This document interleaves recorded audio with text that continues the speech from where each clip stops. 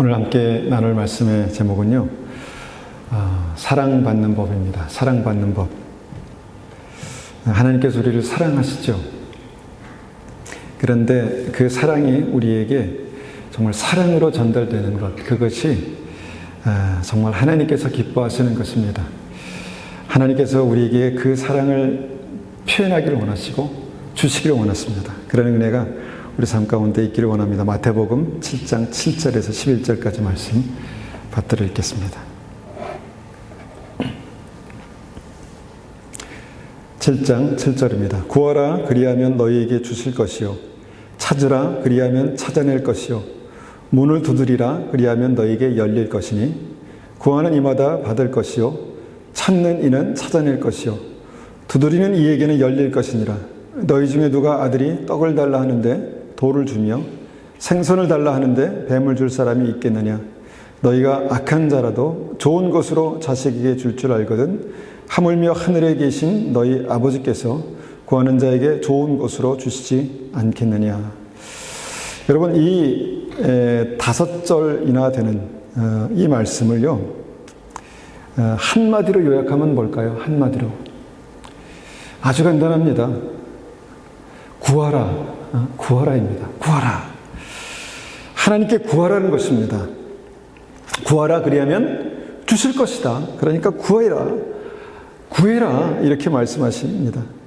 근데 간단하게 구하라 이렇게 말씀하시면 좋은데, 구하라, 찾으라, 두드리라, 생선을 달라면 뱀을 주는 아버지는 없다.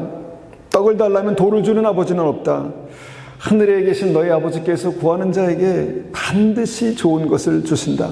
아주 길게 장황하게 막 설명하시면서 이렇게 말씀하시는 핵심이 뭡니까? 뭐라고 생각하십니까? 제발 좀 구해라. 제발 좀 구해라. 이런 의미가 아니겠습니까? 제발 좀 구해라. 내가 지금 너무너무 주고 싶다. 너무 주고 싶은 그 열망이 나에게 있다. 제발 좀 구해라. 이것이 너의 것이다. 이렇게 말씀하시는 어떤 그런 주님의, 하나님의 안타까운 심정이 여기에 있다라고 믿습니다. 하나님께서는 우리에게 주시고 싶어 하시는 그런 열망이 우리가 생각하는 것보다 굉장히 크고 큰 것을, 대단한 것을 보게 됩니다. 여러분, 왜 이렇게 주시겠다고 말씀하시는 걸까요? 왜 이렇게? 단순한 원리지만 왜 이렇게 주고 싶어 하실까요? 왜? 하나님 우리를 사랑하시기 때문입니다. 하나님은 사랑이시라. 주님은 사랑이시랍니다. 그래서 사랑하시는 주님께서 우리에게 주고 싶다, 주고 싶다, 구해라 이렇게 말씀하고 계십니다. 여러분, 사랑하는 사람들에게 나타나는 어떤 증상, 그것이 바로 이것입니다. 주고 싶은 것입니다. 사랑하니까 뭐라도 하나 이렇게 주고 싶은 것, 그것이 사랑하는 사람들에게 나타나는 어떤 현상입니다. 하나님은 그렇게 우리에게 좋은 것을 주시고 싶어서 못 견디시는 그런 분이십니다. 제발 좀 구해라. 주실 것이다. 제발 좀 찾아라. 찾을 것이다. 두드려라. 너에게 열릴 것이다. 그래서 성경을 읽다 보면 성경의 이 주제가 아주 그 주제 중에 아주 중요한 그 제목이 있는데, 그것이 뭐냐면 가장 좋은 것을 주시는 하나님이라고 이렇게 말할 수 있을 것 같습니다. 그래서 우리가 이 시각으로 성경을 보면요, 창세기부터 하나님은 주시는 것으로 이렇게 말씀을 시작했습니다. 아담에게 생명을 주시고요, 사랑하는 아담에게 사랑하는 하와를 주십니다.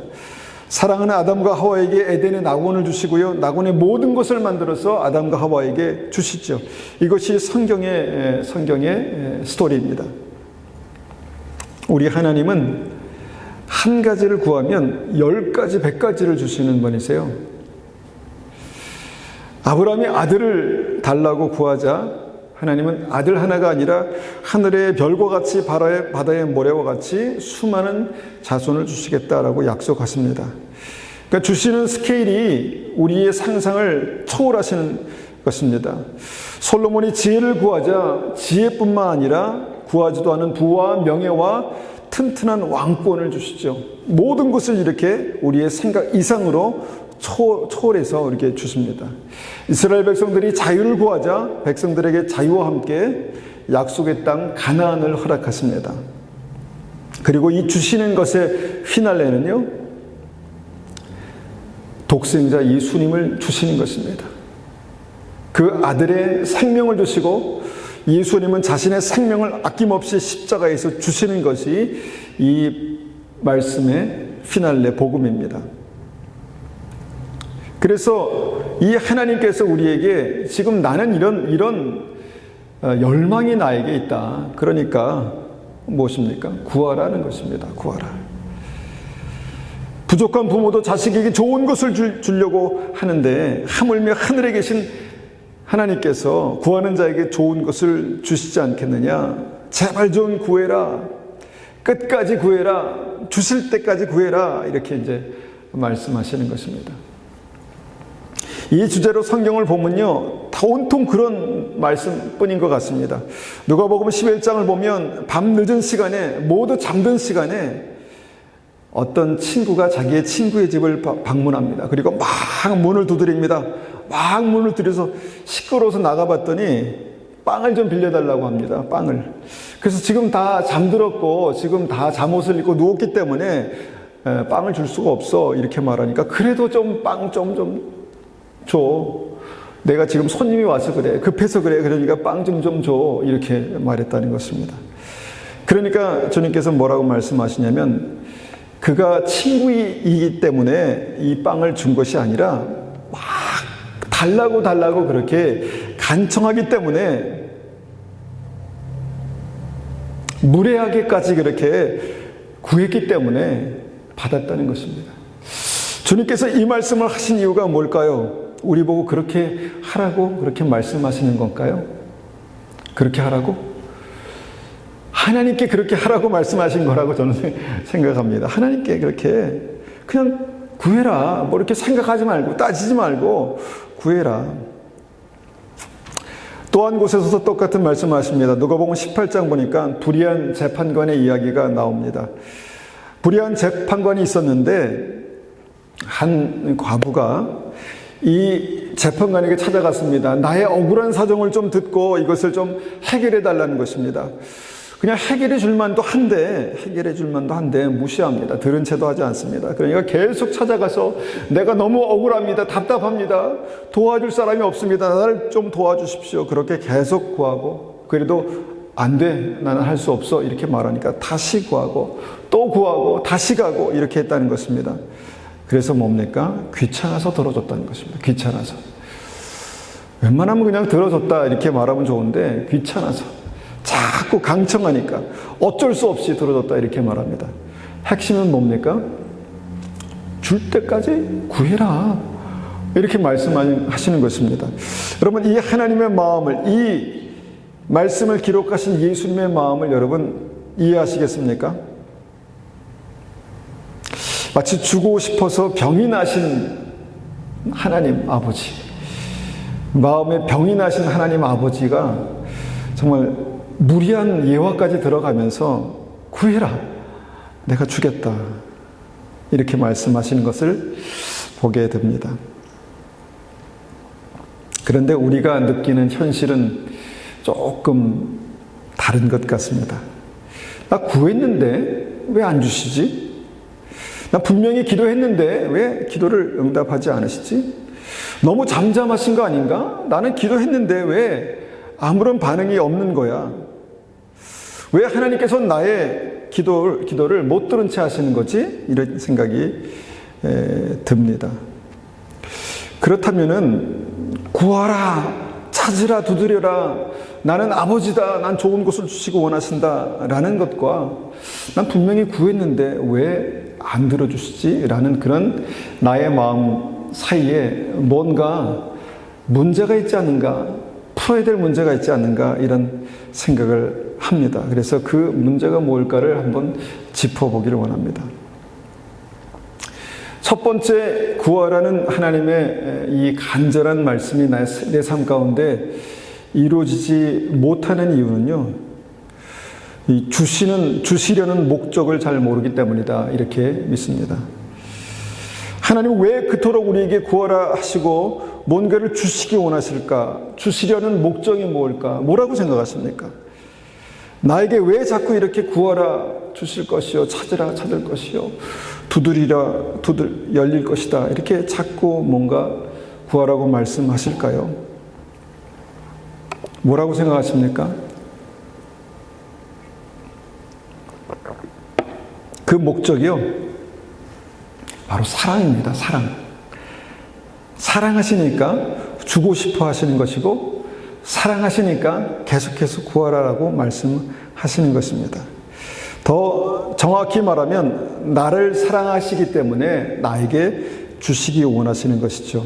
그래서 나를 사랑하시는 주님의 마음이 이 구하라는 말씀의 목적입니다. 여러분, 왜 이것을 나에게 이렇게까지 강력하게 말씀하실까? 바로 나를 가까이 두시기 원하시기 때문입니다. 나를 더 가까이 두시기 원하시기 때문에. 여러분, 사랑하는 내가 나를 사랑하는 그 하나님의 사랑이 이 구하라 말씀하시는 이 말씀의 목적임을 우리가 알아야 합니다. 사랑하시기 위해서 주시는 것입니다. 사랑받으시기 위해서 주시는 것입니다. 여러분, 이 관계 때문에 주님께서 구하라라고 말씀하신 것입니다. 여러분, 누가 꽃을 선물합니다. 사랑하는 마음을 전달하는 것입니다. 그런데 꽃을 선물했는데 그가 그 꽃을 싫어합니다. 꽃을 좋아하는데, 꽃을 선물했는데 꽃은 좋아하는데 꽃을 준 사람을 만약에 싫어한다고 생각해 보십시오.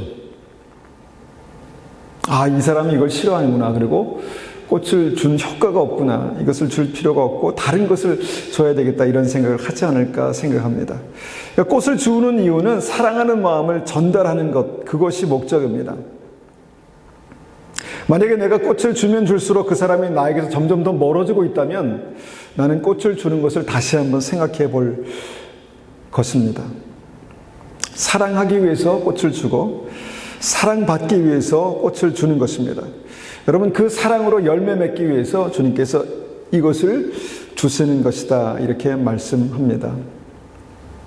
로마서 8장 28절에 이렇게 말씀하시죠. 우리가 알거니와 하나님을 사랑하는 자, 곧 그의 뜻대로 부르심을 입은 자들에게는 모든 것이 협력하여 선을 이루느니라. 성경은 하나님께서 우리를 사랑하신다라는 것을 말씀하시면 분명하게 우리가 하나님을 사랑하는 것, 하나님을 사랑하는 것이 믿음이다. 이렇게 동일하게 말씀하시죠. 우리가 알거니와 하나님을 사랑하는 자, 곧 그때로 부르심을 입은 자들에게 모든 것이 합력하여 선을 이루니라. 우리가 하나님을 사랑하는 것이 믿음이다. 주님께서 원하시는 것이다. 이렇게 말씀하시죠. 하나님께서 우리의 사랑을 원하십니다. 하나님께서 우리를 사랑하시지만 우리가 사랑하는 자녀들이 하나님께서 베푸신 그 호의를 통해서 주님께 더 가까이 이렇게 오기를 원하시는 것이죠. 그런데 그 반대의 경우가 있더라는 것이죠. 누가복음 15장의 탕자의 비유를 보면요, 아들이 아버지에게 자기가 받을 유산을 달라고 그렇게 말합니다. 사랑하는 아들을 사랑하는 아버지는 그 아들에게 그 아들이 원하니까 그 유산을 미리 나누어 줍니다. 그런데 문제가 생기죠. 아들이 원하는 것을 다 받으니까, 아버지께서 주실 수 있는 것을 다 주시니까 이 아들이 즉시 아버지를 떠나버렸습니다. 아들이 아버지를 떠나버렸습니다. 아들은 전부를 얻었지만 아버지는 전부를 잃어버렸습니다. 그래서 어떻게 됩니까? 그래서 문제가 생겼다는 것입니다. 그리고 그 이후에 이 탕자 아들은요, 그가 받은 것을 다 잃어버리게 됩니다. 그가 그토록 원했던 그 부와 그가 그토록 원했던 그 행복을 다 잃어버립니다. 성경에서는 그것을 하나님께 비해서 이렇게까지는 표현하지 않지만 아마도 하나님께서 다 가져가셨다라고 그렇게 말할 수도 있을 것 같습니다. 하나님께서 다 가져가신 것입니다. 그렇게 하신 것입니다. 그래서 그 아들이 자기의 가진 것을 다 잃어버렸습니다. 그리고 어떻게 됩니까? 아버지를 생각합니다. 아버지께 가면 맛있는 음식과 내가 지금 간절히 필요한 것들이 다 있지라고 하면서 아버지를 생각했다는 것입니다. 그리고 아버지에게 돌아갔다라는 이야기가 여기에 나옵니다. 여러분, 이 아들에게 나타난 변화들을 생각해 보십시오. 다 가졌을 때는 아버지를 떠났는데 하나도 없으니까 아버지에게 돌아왔다는 것입니다. 아버지를 생각했다는 것입니다. 그때 아버지는 사랑을 찾습니다. 사랑하는 아들을 찾은 것이죠. 그런데 만약 이 아들이 다시 한번 옛날 생각이 나서 아버지, 죄송한 말씀이지만 저에게 돈을 좀 주십시오 하고 큰 돈을 요구했다면 사랑하는 아버지가 아들을 사랑하지만 그것을 줬을까요? 주셨을까요? 사랑하지만 안 주셨을 것이다 라는 생각을 합니다. 그래도 자꾸 달라고 하니까 아마 돈 대신에 다른 것을 주시지 않았을까? 팔 수 없는 땅이나 그런 것을 주시지 않았을까? 이런 생각을 해봅니다.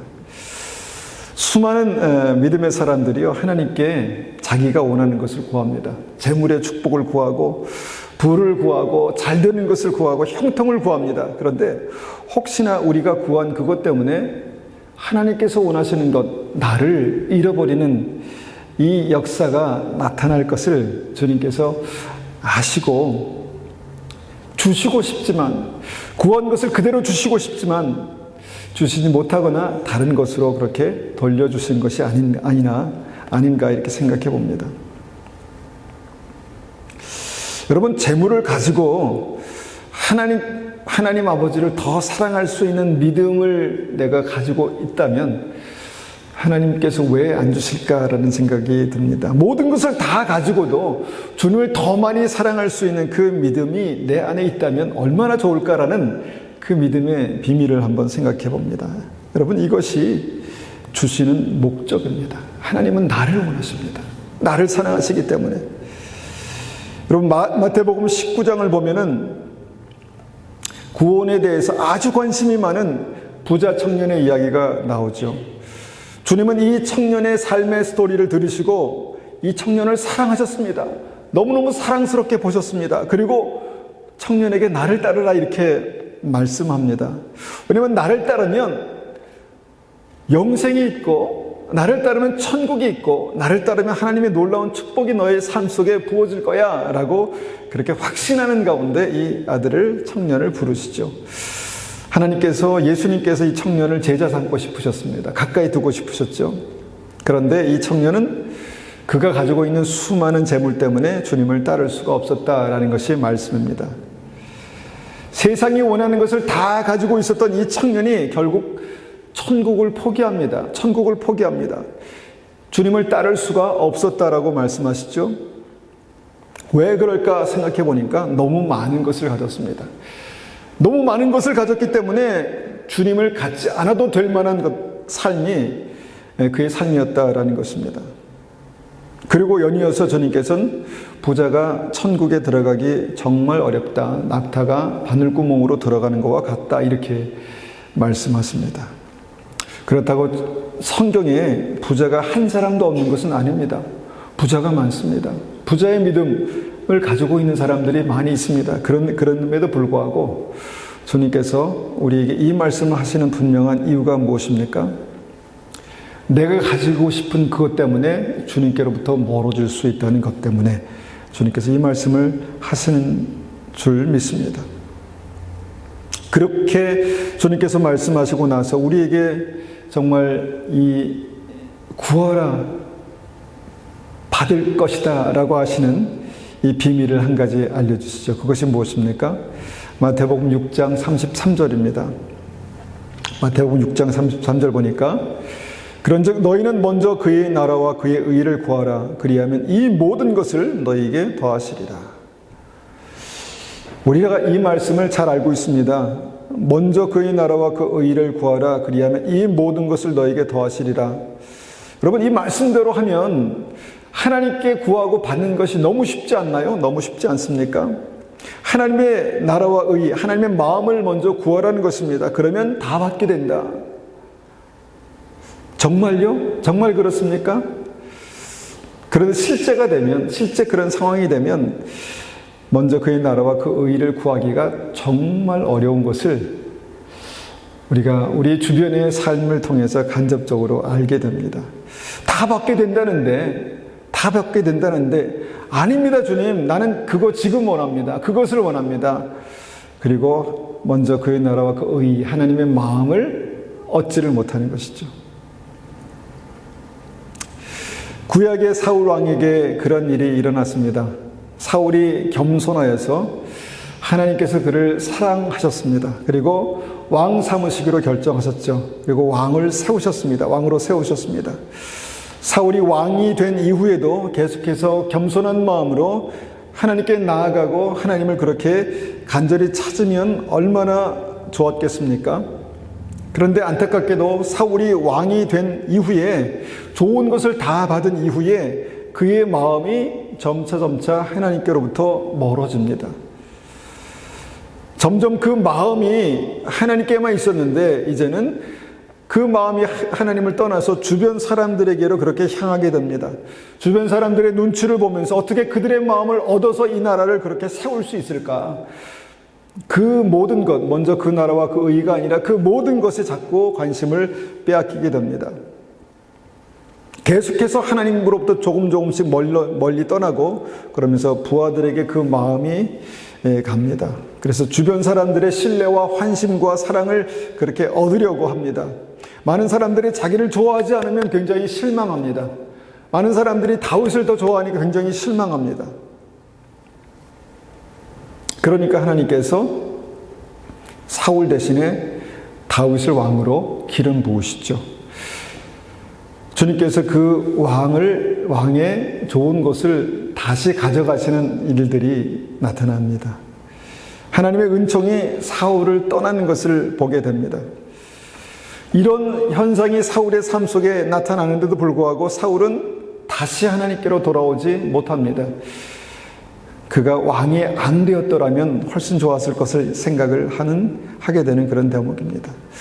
그럼에도 불구하고 우리는 항상 그 모든 것, 좋은 것, 우리가 갖고 싶은 것, 그것을 간절히 원합니다. 간절히 원합니다. 그리고 결국 그것이 우리의 삶 속에 주어졌을 때는 하나님께로부터 마음이 식어집니다. 떠나갑니다. 하나님께서 우리에게 주시는 목적을 모르는 것, 이것은 정말 치명적입니다. 하나님께서 주시는 축복을 누리지 못하는 치명적인 이유입니다. 그러면 어떻게 구해야 합니까? 구하는 그 두 번째 어떤 이 진리의 핵심은요, 우리가 말씀을 통해서 보았듯이 가장 좋은 것을 먼저 구하라는 것입니다. 가장 좋은 것을 먼저 구하라. 하나님의 나라와 그 의를 구하라. 이것을 먼저 구해라. 그러면 이 모든 것을 너에게 주시기를 원하신다. 전제 조건이 있다는 것입니다. 너에게 이 모든 것을 주시기 원하시는 것이 나의 뜻인데, 그런데 먼저 그 나라와 그 의를 구하라. 이렇게 말씀하시는 것입니다. 구하는 순서가 너무너무 중요하다는 것이죠. 이것이 구하는 두 번째 요령이라고 말씀하십니다. 그러면 하나님의 나라와 그 의를 어떻게 구합니까? 우리가 다시 오늘 본문으로 돌아가 보면요, 이 말씀이 이렇게 우리에게 들립니다. 구하라 주실 것이요, 찾으라 찾을 것이요, 두드리라 너에게 열릴 것이다. 처음에는요, 무조건 구하라는 것입니다. 내게 필요한 것을 주님 앞에 나와서 구해라. 주님 앞에 간절히 원하고 열망하라 라고 말씀하는 것입니다. 그래서 구하는 것에 대해서 이것이 하나님의 뜻일까 아닐까 일단은 생각하지 말고 그냥 구해라. 무조건 하나님 앞에 간청이라. 간청하면 그냥 밤에 12시 넘어서라도 문을 두드리면 주신다. 일단은 구해라 이렇게 말씀하시죠. 이것이 첫 번째 단계라고 볼 수 있습니다. 근데 두 번째가 있습니다. 두 번째는 무엇입니까? 찾으라는 것입니다. 찾으라. 세상에 좋은 것이 많지만 그 중에 최고의 좋은 것을 찾으라는 것입니다. 그것을 찾아서 그것을 구하라는 것입니다. 여러분, 밭에 감추인 보화의 말씀이 생각납니다. 어느 가난한 농부가 다른 사람의 밭을 빌려서 그것을 경작합니다. 경작하다가 곡괭이질을 하다가 뭔가 탁 걸려서 땅을 파보니까 거기에 보물상자를 발견했다는 것입니다. 그래서 어떻게 합니까? 그래서 어떻게 했다는 것입니까? 자기가 가지고 있는 모든 좋은 것을 다 팔아서, 가지고 있는 모든 것을 다 팔아서 그 밭을 샀다라고 그렇게 말씀합니다.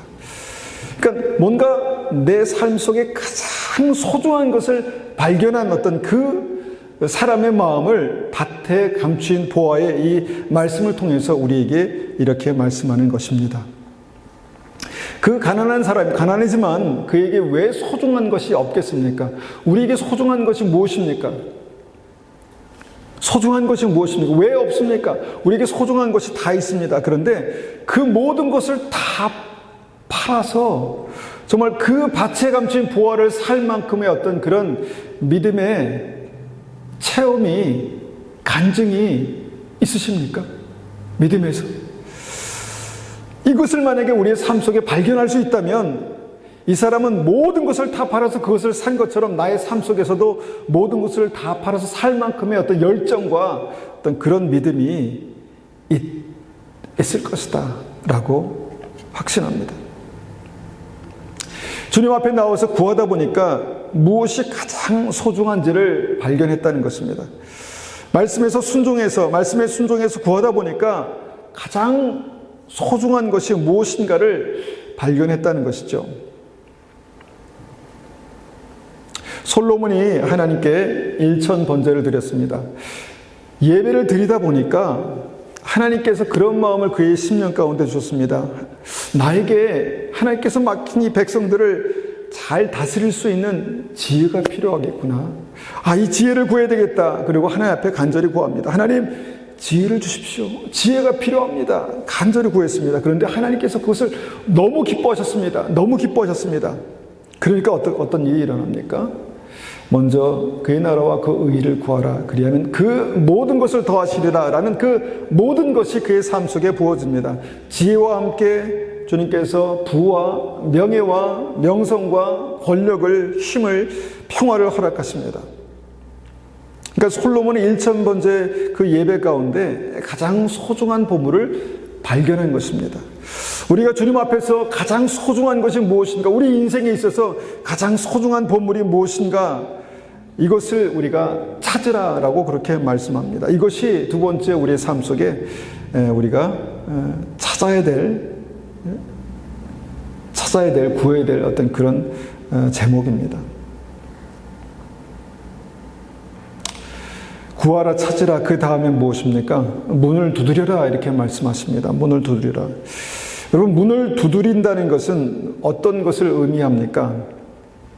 문을 두드리는 전제 조건이 있습니다. 문을 두드릴 때 그 문 안에 있는 사람의 반응을 기대하죠.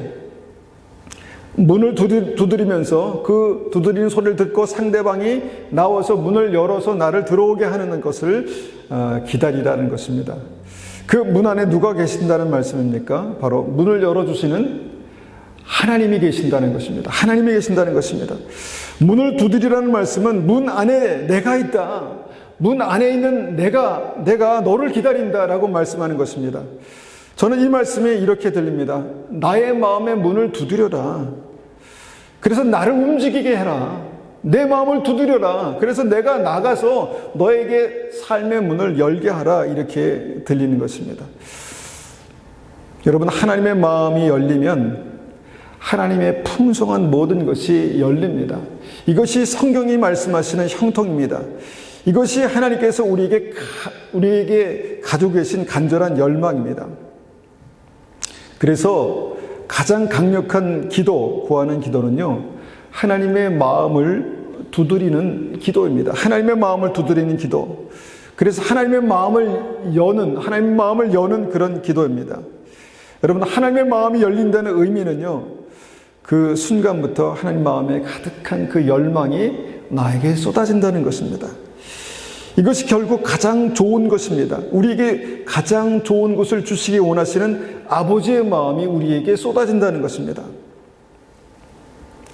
모든 것의 주인 되시는 하나님께서 그 마음의 문을 활짝 여실 때요, 우리의 삶 가운데 그 모든 것을 더하시리라는 그런 하나님의 말씀이 우리의 삶 속에 나타나게 됩니다. 여러분, 이 말씀을 듣는 우리 한 분 한 분의 삶 가운데 그 마음의 문이 열리시는, 하나님의 마음의 문을 여시는 그런 은혜가 있기를 소원합니다. 주님의 마음의 문의 열림은요, 천국 문이 열리는 것입니다. 하늘의 문이 열린다라고 표현합니다. 영생의 문이 열리는 것이고요, 형통한 은혜의 문이 열리는 것입니다. 그래서 다시 한번 이것을 정리하면요, 구하라. 무조건 주님 앞에 구하기를 시작하십시오. 하나님, 나에게 이것이 필요합니다. 하나님, 이것이 하나님의 은혜가 간절히 필요합니다. 지혜가 필요합니다. 구하십시오. 그런 중에 가장 최고의 것을 찾으라는 것입니다. 그 보물을 찾으라는 것입니다. 그것을 구하십시오. 아, 내게 이것이 필요합니다. 그리고 여러분, 그리고 그 다음에는 하나님의 마음을 두드리라는 것입니다. 하나님의 마음. 왜 그것이 필요한지, 왜 이것이 보물인지를 알 수 있는 가장 귀한 진리는요, 주님의 마음이 우리의 삶 속에 부어질 때 그것을 더 깊이 알게 됩니다. 세 번째 구하는 자가 꼭 기억해야 할 그 진리는요, 받을 준비가 되어 있는가입니다. 받을 준비가. 주셔도 받을 준비가 되어 있지 않으면 주신 것이 오히려 해가 되는 경우가 많이 있더라고요. 정말 그렇습니다. 정말 그렇습니다. 하나님께서 사울에게 주신 왕의 자리가 그것이었고요, 탕자가 받은 유산이 그것이었고요, 부자 청년의 재물이 그것이었습니다. 이 모든 것이 대부분의 사람들이 부러워하는 그런 축복이 아니겠습니까? 그런데 이 축복이 오히려 그 사람들에게 문제가 되고 걸림돌이 되었습니다. 어떤 문제입니까? 하나님을 떠나게 됩니다. 주님으로부터 마음이 멀어지게 됩니다. 그리고 결국은 그 주신 축복을 다 쏟아버리게 되는 것이죠. 무엇이 문제인가 봤더니, 아, 이것이 그릇이구나, 이렇게 생각됩니다. 우리는 하나님께서 구하라라고 말씀하실 때 그것을 받기 위해서 그 그릇이 준비가 되어 있나 한번 생각해 봅니다. 그릇이 준비가 됐습니까? 아브라함이 아들을 구했습니다. 그런데 하나님께서 아들 하나가 아니라 하늘의 별과 바다의 모래와 같은 수많은 상상 이상의 것들을 주님께서 약속하셨습니다. 그런데 그 과정이 쉽지 않습니다. 아들 하나 얻는 과정이 쉽지 않습니다. 너무 오랜 시간을 기다렸고요, 모든 것이 다 자기의 어떤 그 생산의 능력이 끊어졌을 때까지, 모든 것이 포기다, 이제 끝났다라고 생각할 때까지 그렇게 많은 시간의 기다림이 필요했습니다. 왜 그랬을까 생각해 보니까, 아, 이게 그릇이 필요했기 때문에 그랬구나, 받을 그릇을 준비하시기 위해서 그랬구나, 이런 생각을 하게 되는 것이죠. 그리고 그 그릇이 준비되자 하나님께서 아브라함을 축복하십니다. 마음껏 축복하십니다. 그런데 그 축복의 수준이 우리의 상상을 초월합니다. 주님께서 이삭에 대해서 말씀하시고 그가 그 믿음의 그릇이 준비되자 연이어 주님께서 말씀하신 것이 예수 그리스도를 주시겠다라고 그렇게 말씀하시죠. 예수 그리스도를 주시겠다는 말씀이 그의 삶 속에 부어지는 것입니다. 하나님께서 다윗을 왕으로 기름 부으셨습니다. 그리고 그 후에 바로 왕이 됐는가? 아니죠. 다윗이 수많은 고난, 광야를 지나가게 됩니다. 다윗을 죽이려는 그 사울이 계속해서 다윗을 죽이려고 쫓아다닙니다. 그런데 그 시간이 어떤 의미가 있는가 봤더니 바로 다윗이 그 축복을 감당할 만한 그릇이 되는가를 주님께서 보셨다라고 봅니다. 그리고 그 그릇이 준비된 다음에는 주님께서 다윗을 축복하시죠. 수많은 승리를 주시고 왕국의 평화를 주시고 내 마음에 합한 자라라고 그렇게 공인하십니다. 모든 사람들이 그렇습니다. 요셉도 그렇습니다. 요셉이 주님께서 형통함을 주님 말씀하십니다. 그런데 실제 그의 삶 속에 형통함이 뭡니까? 고난이 계속해서 있습니다. 그런데 그 종의 고난, 감옥에 갇히는 고난, 이 고난의 의미가 무엇일까 봤더니 하나님께서 부으실 축복을 예비하는 그릇이다라고 그렇게 보게 되는 것이죠. 이 그릇이 뭘까요? 주님께서 만드시는 그릇, 주님께서 만들게 하신 이 그릇이 뭘까요?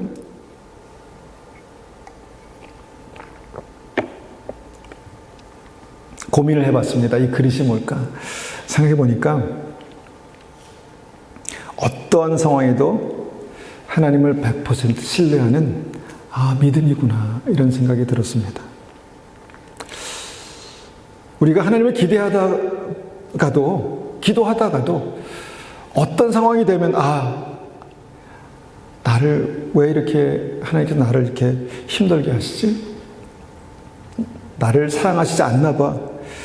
심하게는 나를 버리셨나 봐. 이런 생각이 드는 그런 대목들이 이 믿음의 사람들에게 있었죠. 그런데 이 믿음의 사람들이 그 고비들, 신앙의 고비들을 어떻게 넘어갑니까? 그리 아니하실지라도 하나님을 끝까지 신뢰하게 됩니다. 끝까지 신뢰하게 됩니다. 모든 상황에서, 목숨이 위태로운 상황에서 정말 버려지고 배신당하고 그 인생의 밑바닥까지 그렇게 내려간 그 상황에서 끝까지 하나님을 신뢰합니다. 그런데 그것이 믿음의 그릇, 인생의 그릇이었습니다. 저는 이것을 이제 다른 말로 믿음의 강한 멘탈이라고 봅니다. 믿습니다. 어떤 상황에서도 흔들리지 않는 믿음, 어떤 상황에서도 끝까지 하나님을 의지하고 신뢰하는 믿음, 내 삶에, 내 눈에 보기에는 이건 아닌데 왜 그러시지? 라고 생각이 들지만, 그럼에도 불구하고 내가 이 고비를 넘어가서 내 마음을 지키는 그 믿음, 이것이 저는 믿음의 멘탈이다, 이렇게 믿습니다.